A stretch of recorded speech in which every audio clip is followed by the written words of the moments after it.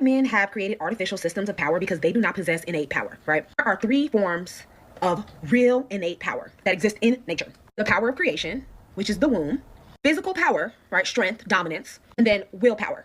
Every system that exists creates to artificially control the flow of that power. Patriarchy is used to control the power of the womb, the female body, right? And the only way that a man can access that power is through sex. That power ultimately belongs to women.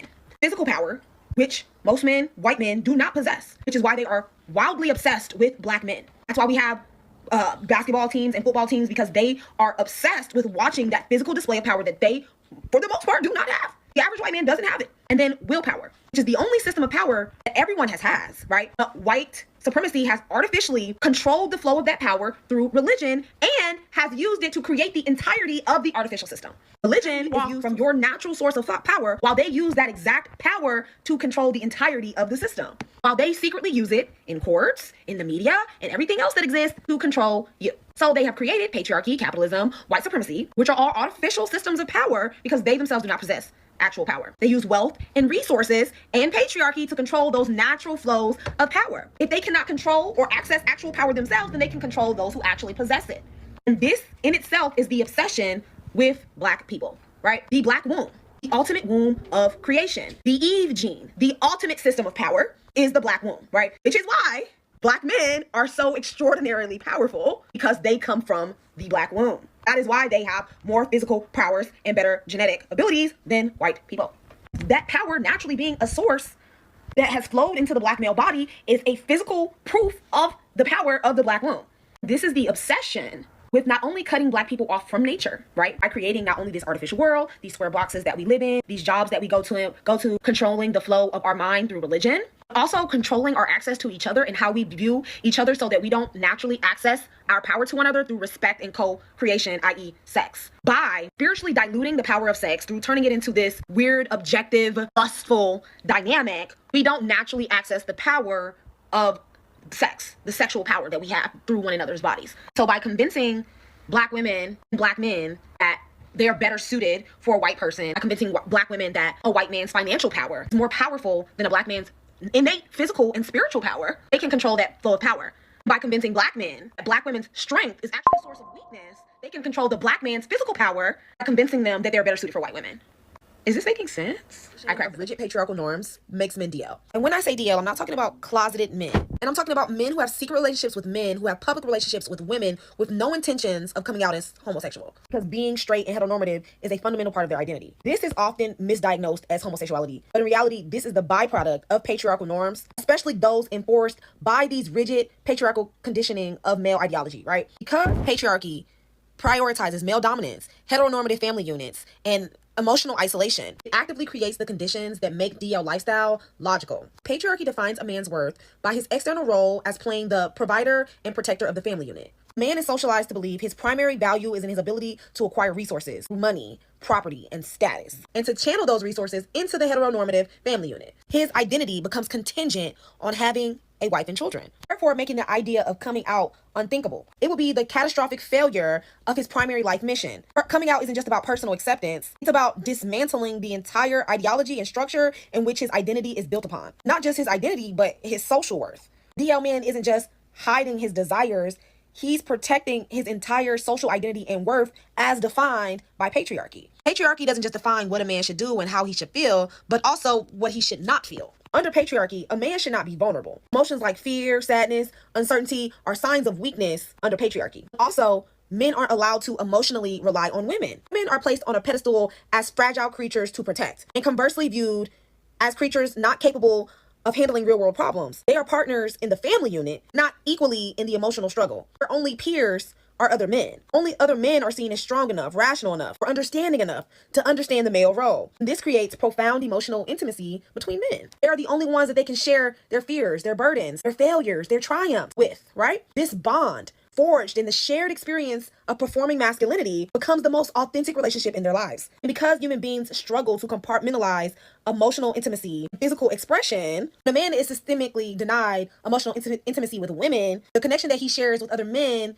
can become eroticized. So essentially, this is the argument, right? Patriarchy mandates emotional distance from women. That mandate creates a deficit of authentic emotional connections. Then patriarchy also permits emotional connections with other men. So then this permitted male-on-male intimacy becomes the primary place for vulnerability and connection. Then that intense, exclusive male intimacy can evolve into sexual attraction. Not born from exclusive sexual attraction to men, rather this patriarchally forced connection, where the only whole and authentic connection that they actually have is with other men, making a sexual connection plausible, if not an inevitable extension of their bond. And then this also dooms heterosexual relationships with women. If a man cannot be vulnerable with a woman, share his fears, his struggles, then the relationship is built on a partial identity. Even if the attraction and love he feels for her is real, he never can be complete because she can never fully know him through the rules of patriarchy. Because he can never have an authentic connection with a woman, this makes him seek whole authentic connections somewhere else, most likely with another man, therefore creating a double life. One, which is a public performance with a woman or wife. The other, a privately authentic, probably sexual, emotional connection with a man. It's not hidden homosexuality. It's a complex coping mechanism forged by rigid patriarchal conditions. Patriarchy demands a heterosexual family unit as a measure of a man's worth. Then it denies him from having authentic emotional relationships with women, thereby directing him to seek emotional connections with men, and then dares him to confuse that intimacy for sexual attraction. It's the relentless reinforcement of the rigid gender roles that promotes the very behavior that it seeks to condemn, creating a cycle of secrecy because the definition of manhood is so narrow, so rigid, and so performative. And it makes it impossible to have authentic human connection with women, and it drives their behaviors to men, but also drives that behavior into the shadows. A lot of men won't realize this, but this is the primary unit of control for men, right? Patriarchy is designed to mainly subjugate all men first and foremost, right? Through this hierarchical order structure, right? Because his identity is tied to the structure, having a wife and leading a family unit, he is too busy providing to question the system that subjugates him. Patriarchy needs predictable men to ensure the social order and uphold the preservation. And this is also why men are lonely. This rigid patriarchal conditioning of what it means to be a man, they claim to hate so much, but every day enforce because they're too busy aspiring to it to understand that it's its ultimate detriment. But then on the inverse or the adverse or whatever, it also leads up to transmaxing and black people. I think we have a male loneliness epidemic because men are way more emotional than women. Men are so emotional that a woman can break a man's heart and he'll tell himself, you know what, after this, I'm not fucking with no other bitch. Every other bitch that come after you is getting played. I'm gonna fuck them hoes up just like you fucked me up. They're so emotionally untethered that they don't know how to regulate their emotions. Whereas a woman can get her heart broken and, simply compartmentalize everything that she's been through. Probably has to do a little healing, a little therapy, you know what I'm saying? But they'll be able to fall in love again. Men just tell themselves, oh, I tried it once and you got me. You got me that one time, and they'll never try it again. They'll never tell themselves to put themselves that close to another person to be hurt again because why? They have way bigger emotions than a lot of women out here. A lot of men won't tell you that. About this male loneliness epidemic, what I hear is women have refused to sleep with you, and that is why you are lonely. A lot of you men don't want to form connection. You don't want to bond with these women. You don't want to commit to these women. You just want to hit and move to the next one. And these women are beginning to wake up, realizing that they are not toys that you can use and discard whenever you like. And because many of you men have been taught by this patriarchy system that your worth as a man is in the amount of money you make, is in the amount of muscles you can build. And these days, women are beginning to make their own money, and the only thing you place your value in no longer interests them. And now you are lonely. Some of you men take away money. You have absolutely nothing to offer to these women. You can pull hooks though, but a woman who knows her worth and can provide for herself will need you to be more than just a provider. Not as if she will ask you not to provide for her. She will need you to be emotionally intelligent, mature, know how to hold meaningful conversations, connect on a deeper level, and can envision a future. Because some of you men, your heads are empty. If she cannot trust you in doing that, then she doesn't have any use for you. And how can I forget? That is why some of you men feel threatened by a woman's financial independence. Because you know you cannot control her with money. You feel like her financial independence is a threat to your leadership. So you go for women who will depend on you financially so that you'll be able to control them. And when you meet a woman who got her shits together, need you to be more than just a financial provider, you run away. Settle for less to validate your inability to be a real man. To be to feel bad for incels because most of the people that are like suffering from this male loneliness epidemic are really just a bunch of dudes that are upset that they can't treat women any kind of way and they don't have that entitlement to women's bodies like their dads and their granddads did, because women have more access to resources now. Like a lot more women are going to college. A lot more women have the chance to be like financially stable by themselves and not have to depend on another man. You know what I mean? Like they and instead of leveling up or doing any kind of self-work to make themselves like a viable candidate for like marriage or dating, they just sit back and bitch and moan about how unfair society is and how society lied to them. And it's that last part right there that makes me have no kind of empathy for these dudes, because it's like they sit up and watch red pill content all day, and a lot of the content is where it has like women being held accountable, and it's just really hypocritical because they aren't holding themselves accountable for their bad behaviors and their actions. You know what I'm saying? And it's just, it's frustrating because no matter what you say to them, they're always going to have this victim mentality about them. And it's just annoying as fuck. And now there are some dudes where it's like they have a hard time talking to people in general and they aren't like the typical incels. And I do feel bad for those dudes because like I suffer from social anxiety. You know what I mean? I know what it feels like to be scared to talk to folks in public. You know what I mean? Those people I have empathy for. But the other motherfuckers that want to get violent with women and force themselves onto women, y'all are hoes. All right, y'all. So I just broke up with my ex of 5 years. And hey, as a man to man, can we have a little conversation here? This is your ego wanting to sabotage the best situation you could ever have in your entire life because you feel like she's taking the role of the man rather than you feeling like you can still be the man while existing beneath her. You got to remember, when you get into relationships, this has nothing to do with one person being dominant over the other. It has everything to do with partners in the relationship unconditionally caring for each other. There are no rules to relationships. That's why marriage and divorce, that's why divorce rates are so high. People are following rules that were never made for them. I feel so horrible because I think this is going to be actually happening more and more in the future. A lot of guys who have amazing girlfriends are going to be breaking up with them because not because the woman, there's anything wrong with the woman. I mean, you heard this guy say it. There was nothing wrong with her. And the only way I can justify that happening to a man who, like, apparently there's no issues, but like, I have to break up with you, it's an ego thing. And there was no conversation around, hey, how can I still feel like a man even though I make less than you? How can I still feel like the man that I desire to be even if I'm in the submissive role, the role that is being the dependent role? But because that conversation never gets had, and we have more and more men every single day saying, I'm not going to open up to my woman, I'm not going to speak to a girl about nothing but sex, blah, blah, blah. Like, it confuses me what you guys even speak to women about. Like, do you just act like you care until you realize that, like, you aren't the person you say you are? And then you leave so they don't find out that you aren't the person you say you are faster than you can expose it? Now, remember, this is nothing against the dude who made the video. I'm just saying, like, gender roles aren't real. And you guys, especially in today's day in society where the average individual human being can't even support themselves, gender roles are going to kill you. Trying to uphold them, trying to adhere to them, trying to be like, oh, you know what? Well, it's like, I just don't like her because I am basically the woman and she wears the pants in this relationship.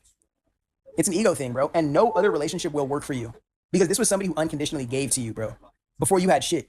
Meaning that she saw something in you that you couldn't even see in yourself. And now you're sacrificing that for somebody who's already going to have you. Like somebody who's going to get you at the end of the finish line. And then you're going to complain that no girl wants the real you. They just want what you have. Isn't it crazy how that shit works out? Like, I reject all the women who loved me before I was the man I thought I was. But then I chase all the girls who only care about the material man that I am and not the real human man that I am. And then I continue to not be emotionally present or available, or to feel insecure and not know how to communicate it, not speak to a therapist, not have a healthy community of men that can give me some reason. Because think about this, we're doing all of this bullshit in dating culture. We're not even doing this in like the real like relationship shit. And maybe that's one of the issues that's stopping us from having people getting married in marriage culture. It's people not even being able to make it through a dating process. And I'm not talking about struggle love here, but the second somebody exposes that they're a human being, it's like we automatically think that they're not the person for us and it's time to go to the next one. And you could attribute that to social media or whatever you want to, and this is where we as men need to truly, truly understand what accountability means. Like, it's more than just go to a therapist. Like, this is where we as men need to understand, hey, you know what? I don't know where I finished the last part of this video because this is a stitch and it's so shitty with editing. But to conclude this whole entire video, I just want to say the male loneliness epidemic that we're about to see, and it's not going to just be loneliness. It's going to be emotional dysregulation. It's going to be suicide. It's going to be crazy mental health issues. But I mean, we should have expected that. This is the consequence of living in the patriarchy. All these systems are meant to self-destruct and only serve the 1%. How beautiful is that? But the male loneliness epidemic is going to be from men who don't want to address the soul that they've never cared for, that sits behind basic needs met. People, the only thing that they'll have to compete in this social game, this world that we play in, is going to be their ego. And you don't want to know what people would do when compromised in a position to choose between their soul and their ego, especially in this world that we live in. But again, I don't know too much about that creator other than the fact that these conversations are so important in the men's community because at least exposing them gives us an opportunity to address them. At least it does. It doesn't matter who's wrong or right in this situation. If you are able to keep yourself safe and the other person in the relationship safe, that's dope. That's what we should be prioritizing, not how it looks or how it feels or what. Forgive me, I'm saying everything now. If everybody's taken care of, there are no issues here. But I just want you to know that you might have more control in these situations than you think you do. And it might come on the other side of doing something that you would have never expected yourself as a man to have to do. One of the primary reasons for why the male loneliness epidemic exists is because we as men have this idea and this belief that the less emotional we are, the more masculine we become. But all that does is it creates a numbness within us. And the less emotional you are, the more emptier you're going to be, not more masculine. Some men walk around with titanium hearts as if it were a flex. Some men walk around and wear their inability to connect with others as a badge of honor. And it's always the same story. Repress your emotions, suppress your emotions, and then detach. And then men wonder why there is a male loneliness epidemic and why love seems like it's something out of sight. Ironically, a lot of men will call this being rational, being logical, being strong, being stoic. But let's cut right through it all. Is it really strength if you can't even sit in your own emotions without feeling threatened? And the irony of it all is it starts extremely young. We're told as boys to toughen up, man up, stop crying, stop being so damn sensitive, leave that to the girls. We quickly learn as men that vulnerability invites ridicule. So we get older and we grow as men, and we start to literally adapt the idea that if we show more, it makes us look weaker. So instead of expressing, we automatically shut down. A lot of us build a fortress of numbness to where it becomes our second nature, and we cut off emotions sometimes before even fully registering them. Think about it. In society, a man who does not allow his emotions to cloud his judgment, admired and respected and revered by everyone. A man who can walk away from his love like it's just another day, envied by people. But this kind of emotional detachment doesn't make you stronger or more masculine. It just makes you emptier, because you're going to struggle with literally everything, not just love. A man who can't process grief turns it into anger. A man who can't handle disappointment drowns it in distractions. And a man who can't express himself shuts down immediately. And the people who care about this man, they're outside of the walls knocking on those doors that never open. And ironically, the thing that we believe makes us more masculine keeps us isolated. The world does not need more emotionally unavailable men. It needs men who know how to sit with their emotions without letting them explode or erode them. Male loneliness epidemic. Let's talk about it. The cure to male loneliness, simply thugging that shit out. Is it that easy? And it may sound like a joke, but it is literally the only solution that you have left to follow. After look-smacking all you can, trying to get your money up, and cold approaching all the women that you see on the street, it doesn't guarantee you a girlfriend. After the looks maxing and trying to get your money, then goes on to talk about girlfriend. You can be lonely in a relationship. But y'all know that because y'all are lonely in your male relationships. Why would I remember my friend's birthday? I'm not his girlfriend. I want y'all to listen and listen good. We all see why it would be hard for someone to give a fuck about a male loneliness epidemic. It looks like men are constantly doing it to themselves. Compliment your homie. Oh, you're glazing. Respect the woman. Oh, you're a simp. And then talking about the male loneliness epidemic, mentioning looks maxing and money. But don't even see yourselves as people without patriarchal ideals. What are you? A lot of you are nothing. Waste of space even. Y'all talk about loneliness. A lot of you are not going to want to hear this. You wouldn't want to be a friend. If you was a woman, you wouldn't want to date you. I feel bad for the youngsters that y'all attention with your nonsense. But for the vast majority of you that know better but won't show better, fuck y'all. Y'all deserve to go to sleep alone. Most of the dudes that commit violence against women are closeted, just to let y'all know. They don't look at a woman and see feminine energy. They don't look at a woman and feel feminine energy, because feminine energy they're actually not attracted to. But because they hate themselves so much, that's why they commit violent acts. A perfect example of this is a dude like Aaron Hernandez. I mean, he apparently was banging his quarterback in high school and suppressed that shit. But when dudes suppress who they are, they become violent, man. Because they don't like who they are. So they don't just commit violent acts against women, they commit violent acts against everybody. And a lot of these red pill dudes think they like women. And because they get rejected by all of them, what do? They become these lonely losers that go commit violent acts all the time. Release their emotions and be vulnerable. I have two questions. What does that vulnerability look like? And as a woman, I'm a woman, 90% of my audience is women. How do we truly create those safe spaces for men to do it? Because we say we do it. Like, oh, I let my man cry, or I let him say, but then when they do it, it's always kind of, it could be combative, or you think you're creating a safe space. But if we really were, I feel like more men will open up. So maybe there's a way we can approach it better to really let men know this is really a safe space. What can women do on the opposite end of that to create that space for them to open up and be vulnerable? First thing my wife often says, because she's asked this question as well, because it's really revolutionary, because in this country, especially black men, you know, my grandfather was lynched in 1936. So that's how close, you know. How close it is. Yeah. And so how unhealthy has my family been to where a man could actually cry when he had to be strong for everyone for so long? So I'm really the first generation in my lineage where I can break that. And so as men have to unlearn what we've been deceived a man is, so do our women. One key thing that God revealed to me is the word vulnerable or vulnerability. That's really not the right word we're trying to say. Being vulnerable means you're susceptible to danger or harm. So if we were out in public and the gunman started shooting, they would say the vulnerable citizens were, you know, in the way and no one could help them. So no man ever wants to be vulnerable. What we want to be is emotionally open or transparent. And so, and I had that epiphany, and I talked with a few men and said, man, I wonder why it's so difficult to say be vulnerable. Because as a man, I'm a fighter, I'm a protector. I don't want ever to be vulnerable. I don't want my family ever vulnerable. Okay, so I'm gonna use the accurate word or vocabulary is just transparency or emotional openness. So to help women, my wife had to learn was, she had to understand that, you know, I am a lion and a lamb. I mean, it was a process. Oh, I love that. Yeah. Oh, where my lamb at? I know you're going to make me laugh. We're going to get there. They say, I'm trying to keep it deep, but in the beginning, you're going to find my lion and my lamb. Let's do it. So where there's a lamb, there's a lion. Where there's a lamb, there's a lion. And so my wife, she was used to the lion. Unfortunately, when there is no lamb, when you're always in lion mode, you're stuck in fight or flight. And so I was growing up, my daughter Alexis, whom you spoke to, I was not the father you see today. Actually writing the chapter, the father, when I was reading the audiobook, I broke down crying over the part when I relived yelling at her, just dogmatically. Just it's things out of line. Why isn't this done? Why isn't this way? Why is your room junky? Why aren't your clothes hung up?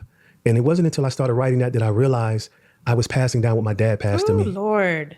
And so I had to take a moment and say, whoa, how do I reset from that? And so my wife, who was used to this Jay, the tough guy, strong, stoic, now it's becoming more emotional. We're in the car one day arguing. And instead of me snapping, hitting the car, yelling, I articulate my emotions and hold my ground because she was wrong and I was offended, and I called her on it. She couldn't take it because I was too poised. She gets out the car and says, "You're the most emotional man I ever met in my life," and slams the car door.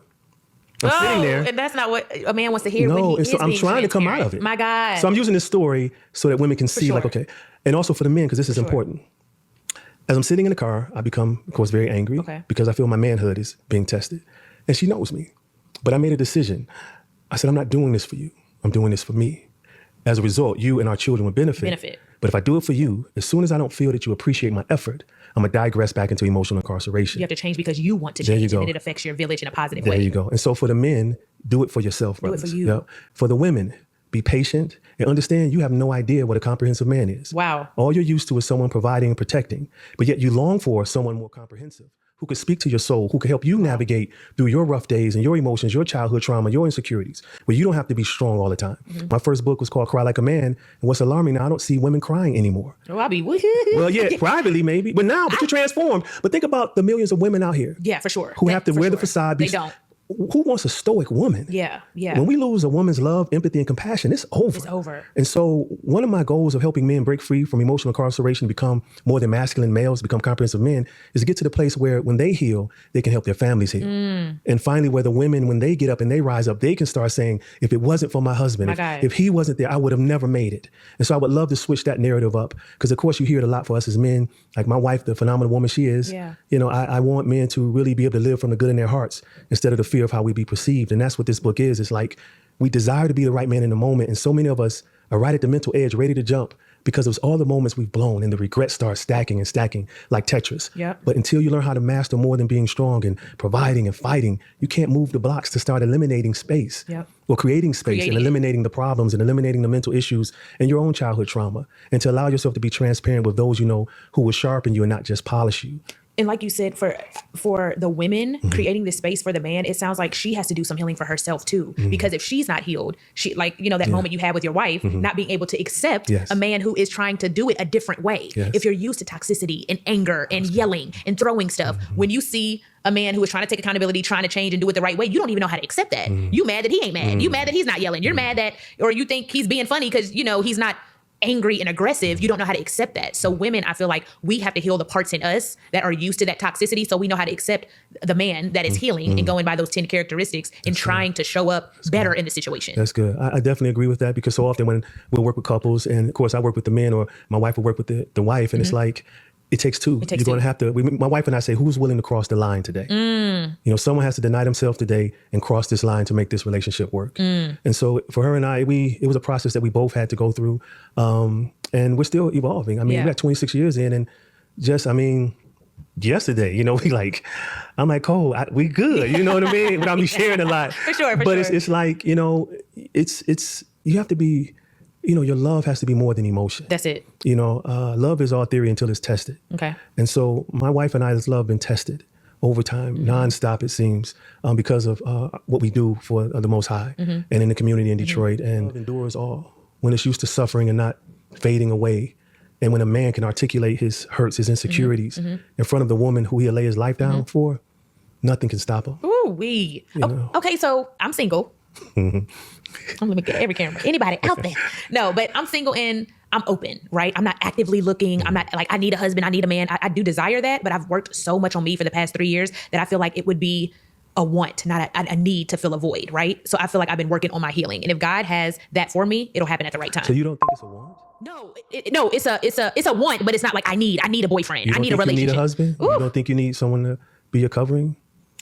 Yes, if it aligns with the will of God for my purpose. Of course that. Yes. That's a given. Yes, but everybody isn't. I'm not talking about supposed to be- everybody. Okay. So we got to first Okay. we got to Bring be it back. authentic. I like this. Okay. So you got to, you know, you can't fake yourself. Okay. So if your heart is saying, I'm longing for this. I want a husband, yes. Yeah, you got to let y'all know that. You got to say, hey, because he knows. Okay. But you want to make sure that you're real with yourself. I do desire that. Yeah, I desire to be in a relationship. I desire to be a wife and have a family. You Yes. deserve it. Okay. Yeah, and so now you may have walked by him a few times. But listen, it's him to pursue you. So let me make For sure sure. that's clear. Okay. But So at the I shouldn't be same time- sliding in DMs. No. Okay. You want to... This is you hilarious. I need to go back and let me do it. No, keep that. That is hilarious. But listen, that's a struggle. That's a real struggle. Okay. And so a lot of times, a lot of women who are lonely, they allow their emotions to take over. Okay. And they start following their emotions instead of walking by the Spirit. Okay. And self-control So what does is that look like? for a woman or for both men and women. The key thing when you're a single is self-control. Okay. Again, my focus has to be on him. He'll keep me in perfect peace as long as he is my focus. Okay. As soon as I take my eyes off him and start looking at the horizontal love, like you shared in one of your videos, Yep. I get lost. Okay. Even in my own home, I love my family, I love my wife, but she'll tell you that my greatest desire is to be with him. So their love for me, my love for them is unmatched to what he and I have. Okay. And so always keep that at the forefront like you're doing. But I want you to be honest with yourself and admit like, hey, I do need that and I desire that and I deserve it. Okay. So that you don't miss it when he comes. I think I agree with everything you're saying. I think what I was trying to articulate is like desiring it and needing it to fill a void because I'm not okay alone. Or you're saying that's okay. What did the Most High say? It's not good for a man to be alone. Okay. See, again, you gotta like, why am I guarded? So is this trauma resurfacing? Okay. Is it what I've been Is it through? fear thinking? Yeah. Is it what I've been yeah. through that's trying to shape me where I'm going? Okay. So, for me, I fight it every day. I've been through a lot, and even coming here, I was warring just to even get here. I know, yeah. And you just want to give up some days, but again, you keep going because it's greater this is he in me than I am. I'm nothing. I'm just a servant. All that I do is for him. He gets all my glory. Okay. All my props. Everything that comes to me, I throw to him because he's worthy. And I say all of that because on this journey, it's about my identity. When your identity is in him, when your identity is in Christ, there's nothing wrong with saying, okay, cool. I want a husband whose identity is in Christ so that I can continue growing in Christ. But now we're going to create a family which will bring God more glory. For sure. And then grandchildren bring more glory and then more glory to him. And that's why we were created. And so that's why I just want you to be identified, like, why am I guarded? And you want to make sure. I think it's a fear. Why? thing. What's the fear? And I'm unpacking this now. Go So ahead. let's go to go. therapy. Let's go. It might be because never in my life did I say, oh, if it's God's plan, if it's I just always knew I'm going to be a wife, I'm going to be